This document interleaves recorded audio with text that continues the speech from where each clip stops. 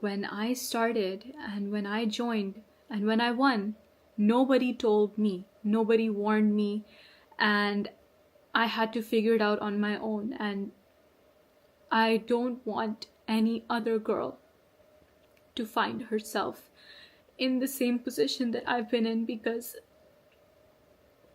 these have been the worst few months of my life. I have been at rock bottom. The last time I was truly happy was the night I won. And since then, it's just been going downhill. It's been getting worse and worse. And I've spent the last few months just completely depressed and alone, and I wouldn't wish that on my worst enemy. So I want you to know the truth, and it's taking a lot of courage to, first of all, give up the ground that I worked so hard for, and then also to talk about it so openly. But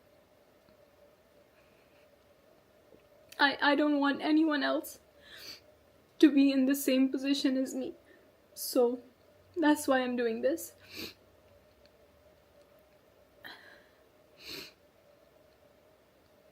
You all know how much effort I put into this dream of winning, how hard I worked from the beginning. And that's true for so many girls who join.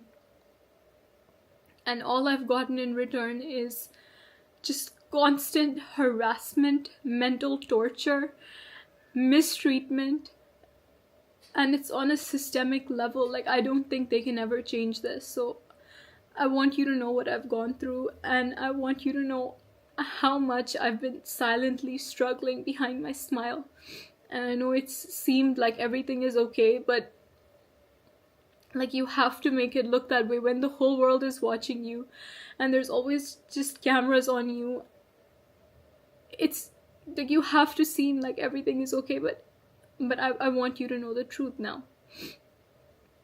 And I'm gonna tell you everything in this video. First of all, when I joined the competition, I had absolutely no idea that countries were paying for votes, okay? And then the Miss Grand International organization happily accepts them in the form of votes or in the form of, donations. And you guys don't know that. And of course, like, when I found out, like, we couldn't afford to pay for the votes. We didn't have that knowledge, and that's why it was so difficult to compete in terms of votes. You guys know, when I was in the personal interview, Nawat asked me, why do you not have votes? And it's because I wasn't paying to buy votes like every other person was. And honestly, like, it's not even their fault. Like, of course, if they have the option, why wouldn't they do it? Like, everybody wants to win. And the countries who've paid huge amounts of money for votes or for donations, like, of course, if their girl doesn't win, they would be upset because they've basically paid for it and they expect something in return. Nothing is promised, but they expect that, yeah, we've paid, we'll get some return on it.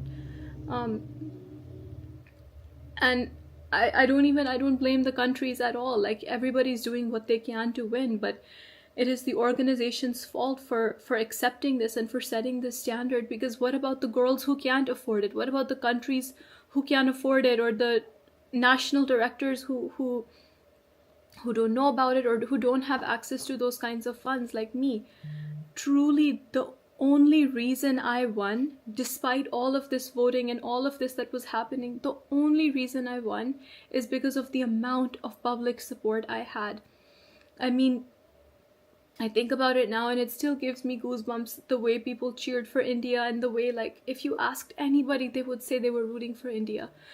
And on social media and in Thailand, in real life, there was just so much support for me, and I'm so grateful for that, because that is truly the only reason that I won. Honestly, I want you to think about all the franchises and the national directors who lost their licenses this year, or who gave it up, or whatever. สนับสนุนโดยสีพึ่งเมตตาสมปรารถนาพันล้านรุ่น888กูให้มึงรวยเศรษฐีพันล้านโดยมาดามแบมแบมกัลยากร